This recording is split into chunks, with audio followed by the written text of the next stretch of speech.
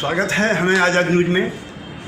आज मैं हमें आज़ाद न्यूज़ के लिए मौजूद हूँ वरिष्ठ पुलिस अधीक्षक कार्यालय देहरादून। वरिष्ठ नागरिकों के विषय में कुछ नए कानून आए, उनके उत्पीड़न हो रहे हैं लगातार, और जिस तरह से महिलाओं द्वारा गलत आरोप पुरुषों पर लगाए जा रहे हैं, उत्पीड़न किए जा रहे हैं, तो उनके संदर्भ में कुछ नए कानून आए। तो मैं एसएसपी महोदय के विजय के विषय में बता दूं कि अपनी उत्कृष्ट कार्यशैली के कारण उन्होंने हरिद्वार में जो दायित्व संभाला था, उसमें जटिल से जटिल मामलों को भी उन्होंने मतलब 3 दिन के अंदर हल किया है, और सामान्य मामले तो 24 घंटे या 48 घंटे के उन्होंने हल कर दिए हैं। तो उसी को दृष्टिगत रखते हुए शासन ने उन्हें देहरादून जैसे बड़े जिले की जिम्मेदारी, उसके लिए हमें आज़ाद न्यूज़ उन्हें शुभकामनाएं देता है। तो सर, जिस तरीके से कानून वरिष्ठ नागरिकों के लिए आए, उत्पीड़न का लगातार हो रहा है, घर से उनको बाहर निकाला जा रहा है, तो माननीय सुप्रीम कोर्ट ने संज्ञान में लिया है और नए कानून से बनाए, तो उस विषय में क्या कहना है? देखिए, इसमें आपको स्पष्ट करना चाहूँगा कि माता पिता और वरिष्ठ नागरिकों का भरण पोषण तथा कल्याण अधिनियम सरकार ने बनाया 2007 का प्रावधान है। और इस प्रावधान में सीनियर सिटीजन जो भी है उनको बहुत सारे राइट्स मिले हैं, जैसे कि अगर उनको कोई घर से बेदखल नहीं कर सकता, जो उनके बच्चे हैं उनकी जिम्मेदारी है कि उनका भरण पोषण करें।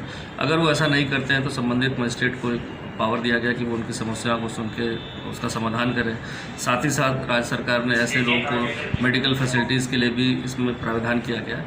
तो देखा जाए, जो सीनियर सिटीजन्स हैं कभी कभी अपनी प्रॉपर्टीज़ अपने बच्चों को दे देते हैं और बाद में वो बच्चे उनको बाहर निकाल देते हैं, तो इसमें भी प्रावधान रखा गया, जिम्मेदारी उनकी होगी, नहीं तो संपत्ति वो स्वयं से फिर वापस ले सकते हैं। तो ऐसे बहुत सारे कानून हैं, और हर जगह डिस्ट्रिक्ट में सीनियर सिटीजन सेल का गठन हुआ। इसीलिए हुआ कि जो ऐसे सीनियर नागरिक हैं, अगर उनकी शिकायतें हैं तो प्राथमिकता पर सीनियर सिटीजन सेल के लोग सुने, उसका समाधान करें। निरंतर हमारे यहाँ भी कार्यालय में से शिकायतें आती हैं और परिवारजनों को बुलाकर उसका समाधान किया जाता है। अगर नहीं होता है तो जो कानून के तहत उस पर हम कार्रवाई करते हैं, और साथ ही साथ संबंधित मजिस्ट्रेट को भी इस संबंध में आख्या भेजते हैं। कानून सख्ती से लागू हो, अधीनस्थ कर्मचारियों के लिए क्या दिशा निर्देश होंगे?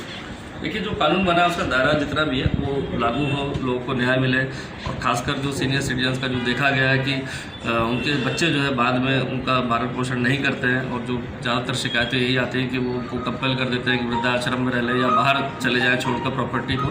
तो इन चीज़ों में इंटरवेंशन पुलिस का रहता है, और ऐसे मामलों में केस भी लिखाया गया। पहले काउंसलिंग की जाती है, नहीं समझ में आता तो उसमें केस लिखाया जाता है, जो न्यायालय में जाता है। तो इससे मुझे लगता है कि कानून आने से, और साथ ही साथ जो जागरूकता है सीनियर सिटीजन्स में अपने अधिकारों के प्रति ज़्यादा होनी चाहिए। अगर उनको कहीं समस्या है तो उनको पुलिस के पास आना चाहिए, जिससे कि उसका उचित हम विधिक जो है समाधान कर पाएँ। महिलाओं द्वारा यौन उत्पीड़न के, छेड़छाड़ के व दहेज उत्पीड़न के अन्य मामले जो माननीय अदालत में आए हैं, तो वो 80% फर्जी पाए गए, जिसे माननीय न्यायालय ने उसे संज्ञान में लिया है, और संज्ञान में लेते हुए कुछ उस विषय में भी कानून में फेरबदल किया है। तो उस विषय में देखिए, आंकड़े तो मैं बहुत स्पष्ट नहीं बता पाऊंगा, लेकिन ये इतना ज़रूर है कि महिला संबंधी, बच्चों संबंधी कोई अपराध अगर आता है तो पुलिस को तत्काल उसमें मुकदमा दर्ज करना चाहिए, और पुलिस करती भी है। वो इन्वेस्टिगेशन के बाद ही स्पष्ट हो पाता है कि मामला सही है कि नहीं है, और कभी कभी न्यायालय में भी चार्जशीट भी जाती है, तो वो हो सकता है कि किसी अन्य कारणों से गवाही में बदल जाते हैं, या जो विक्टिम होता है वो सही गवाही नहीं दे पाता है। तो अलग अलग प्रकरण है, ये कहना तो नहीं होगा कि लोग फर्जी केस लिखाते हैं, लेकिन इन्वेस्टिगेशन के बाद जो सही पाया जाता है पुलिस कार्रवाई करती है। बाकी जो न्यायालय में विचारण होता है वो साक्ष्यों के आधार पर होता है, गवाही क्या दी जा रही है, लोग क्या उसमें गवाही दे रहे हैं, उसके आधार पर होता है। तो ऐसे कोई स्पष्ट आंकड़े नहीं कि कोई फर्जी मुकदमे लिखाकर और बाद में बरी होते हो, लेकिन कहीं ना कहीं कानूनी प्रक्रिया ऐसी है जहाँ पर अगर वो सही गवाही नहीं देते हैं तो उसको अभियुक्त को उसका फायदा मिलता है और केस छूट जाता है।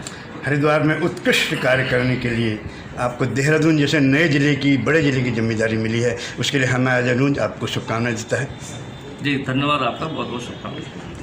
तो आज ये वरिष्ठ पुलिस अधीक्षक महोदय ने हमें आज किस तरीके से नए कानून जो वरिष्ठ नागरिकों के आए हैं उनमें विस्तृत हमें जानकारी दी। हमें तरफ से आभार।